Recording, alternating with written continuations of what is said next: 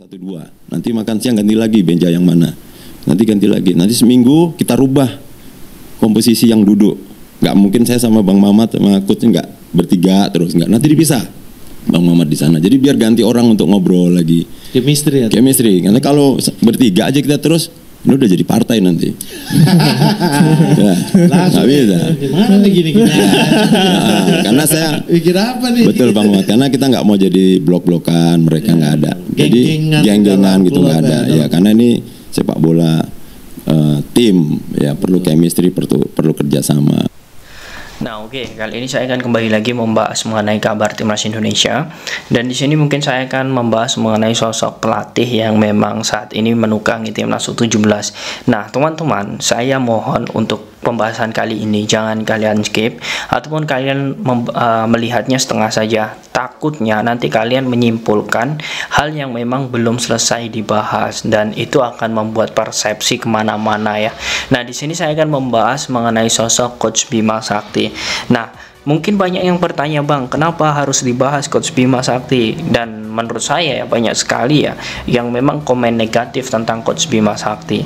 Nah, menurut saya ini yang memang harus kita carikan solusi sama-sama agar kepercayaan kita terhadap Coach Bima Sakti juga ada. Karena apa ya, saya meyakini bahwa Coach Bima Sakti ini juga akan berjuang untuk timnas Indonesia.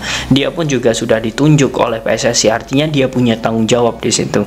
Nah, kemudian di sini saya akan melihat dan juga memberikan gambaran kepada teman-teman semua kenapa Coach Bima ini ya teman-teman ya, banyak yang mengatakan Coach Bima ini harus diganti dan juga penggantinya seharusnya sosok Dennis Wise, Sintayong dan juga beberapa pelatih-pelatih yang berkelas. Dan mengapa PSSI ini menunjuk Coach Bima Sakti? Nah, di sini mungkin saya akan memberikan penjelasan mengenai itu ya, mengenai mengapa PSSI ini selalu kekeh menunjuk Coach Bima. Tentu kita harus melihat teman-teman, walaupun ya kita harus memiliki argumen, ini kan event internasional, ini kan event yang tidak main-main. Artinya memang PSSI juga tidak harus main-main dalam menunjuk pelatih. Dan Coach Bima ini banyak sekali dari beberapa pihak itu tidak setuju dengan adanya Coach Bima. Namun teman-teman, saya ini akan memberikan penjelasan hal mengenai hal itu. Pertama, ya ini faktor bagaimana belajar. Nah, PSSI yakin kepada Coach Bima bahwa dirinya mampu untuk bisa meraih prestasi bersama timnas Indonesia. Ya, walaupun ini adalah acuannya adalah juara Piala AFF U17 beberapa tahun yang lalu. Ini bisa melihat bagaimana Coach Bima ini sebenarnya mampu. Nah, kemudian itu faktor yang pertama. Kemudian faktor yang kedua, teman-teman. Di sini juga saya melihat ya, di sini bukan berarti saya mengada-ada ataupun bagaimana, tetapi kalian bisa melihat bagaimana psikologis ya dari pemain timnas U16 ini sudah terbentuk ketika dilatih oleh Coach Bima Sakti.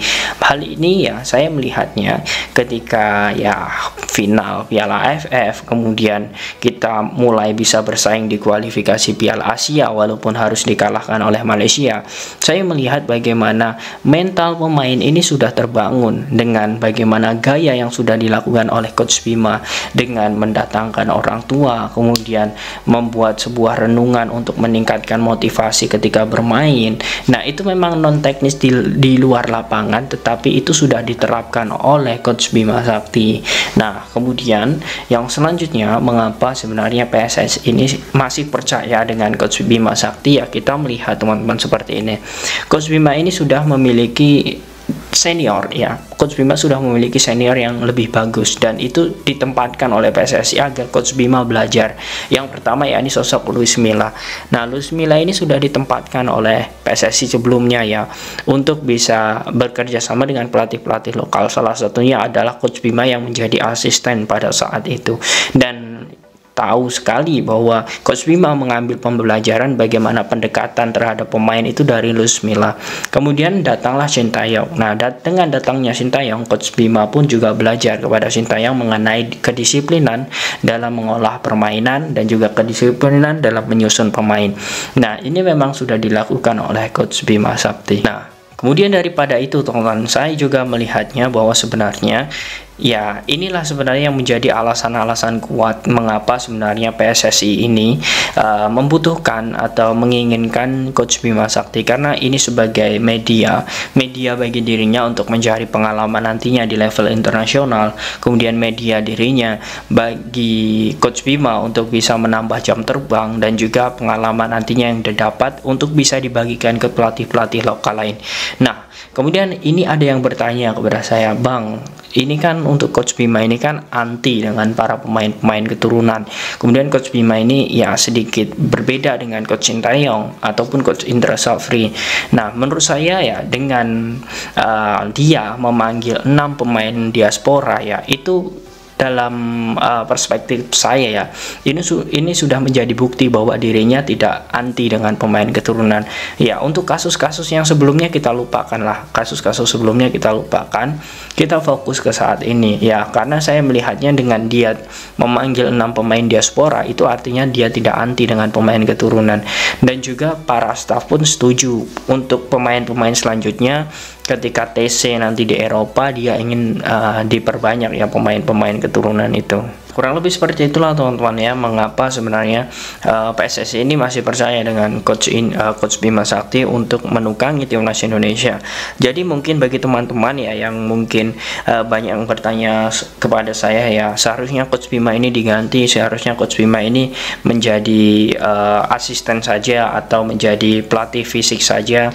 Namun yang jelas ini sudah menjadi keputusan PSSI, kita harus bisa menghargai teman-teman ya, kita harus bisa menghormati, dan kita harus bisa melihat bagaimana perkembangan timnas Indonesia. Karena gini, kita belum bisa menilai permainan timnas Indonesia U17 untuk saat ini. Ya, ini akan menjadi gambaran kita teman-teman ya. Ketika nanti timnas U17 sudah terbentuk skuadnya, kemudian sudah melakukan potensi pertandingan, dan kita bisa akan melihat bagaimana pertandingan itu.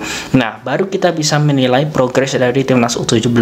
Kalau untuk saat ini karena skuadnya itu belum terbentuk, menurut saya ya ini masih awam dan ini masih tabu. Jika kita berkomentar, tidak akan kita ketemu solusi. Maka dari itu kita harus melihat dulu bagaimana data nantinya atau statistik saat pertandingan. Ya, kita ketahui akan melakukan TC di Eropa. Nah, kita tunggu di situ teman-teman bagaimana taktik yang akan dilakukan oleh Coach Bima Sakti.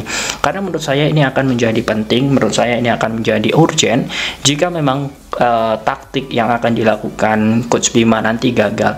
Nah, ini teman-teman menurut saya hal yang harus kita pahami, bahwa sebenarnya teknisnya dengan kesalahan sebelumnya itu memang membludak ya, dan itu membuat netizen pecinta sepak bola nasional itu marah, dan itu menurut saya hal yang sangat wajar karena kita cinta terhadap timnas, karena kita ingin timnas kita itu memiliki prestasi yang sangat tinggi. Nah, itu menurut saya hal yang sangat wajar. Namun yang jelas kita harus bisa ya menempatkan diri kita harus mendukung timnas ini penuh. Siapapun pelatihnya, siapapun orangnya, ya namanya kita mendukung timnas ya, kita jangan setengah-setengah teman-teman ya. Nah, bagaimana menurut kalian teman-teman mengenai Coach Bima Sakti? Apakah kalian yakin dirinya nanti mampu untuk bisa membangkitkan semangat pemain-pemain dan membawa timnas ke jalur yang benar untuk Piala Dunia U17 ini? Silahkan kalian tulis di kolom komentar.